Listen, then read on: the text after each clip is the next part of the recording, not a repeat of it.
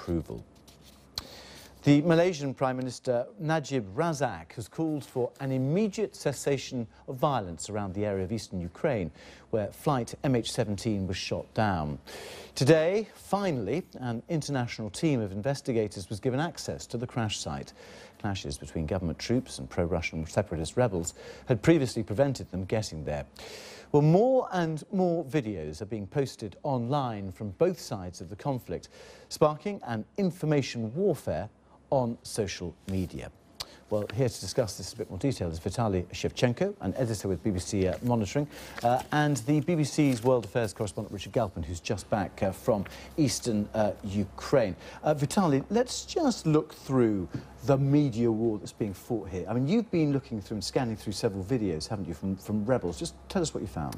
Well, yes, eastern Ukraine is not different from most other places across the globe in terms of people having smartphones and using them to post videos of what's happening around them. And in this crisis, this includes not just civilians, but also people who are actually involved in the combat. Now, what this means in practical terms is that there are massive efforts to manipulate information, and also, on the other hand, it's a bit more difficult to try and conceal things.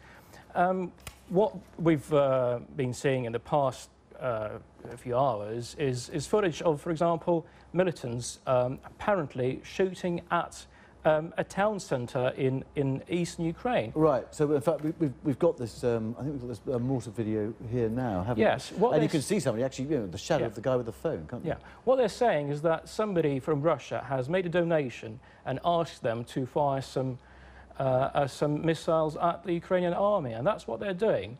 Now, I've had a look at this video and also at some maps of the area. You see this stadium, and it appears from freely available resources like Google Maps that they seem to be firing at the general direction of populated areas, and that's where smoke is coming.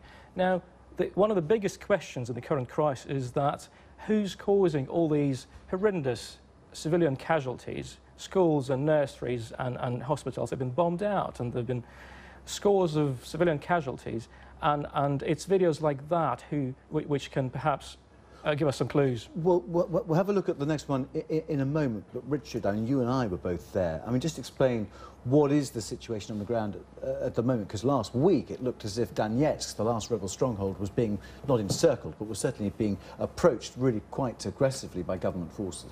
Well, today, actually, the Ukrainian army announced that they were going to have like a pause, particularly around the crash site, to enable investigators from the international community to actually reach that.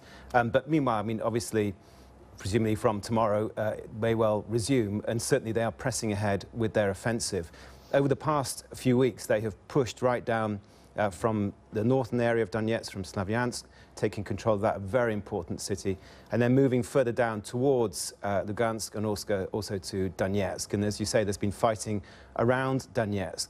And I think the key thing now is what is the Ukrainian military going to do?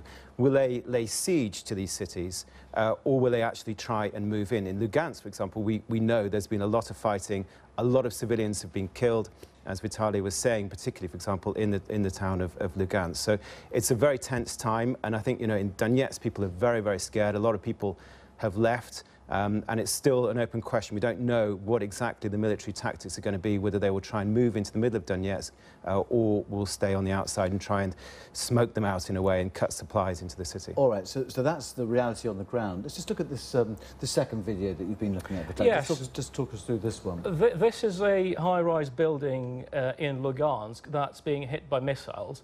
There's probably nothing surprising in the fact that somebody's actually filming it as it's being hit, because this is probably the second or third hit that the building has sustained. This is from the Ukrainian army, is it? It's a really good question. We just don't know.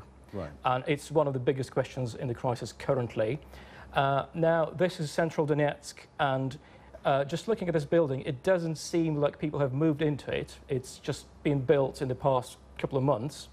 And from that point of view, it's an ideal position to take if you want to fire at your adversary.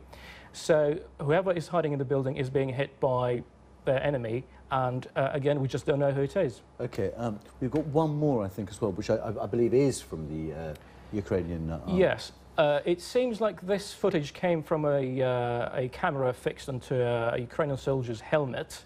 I was saying earlier that all sorts of footage makes it to YouTube, including from soldiers themselves. And as we can see, the Ukrainian positions are being targeted by pro-Russian separatists, and the soldier is running for cover. Quite dramatic footage.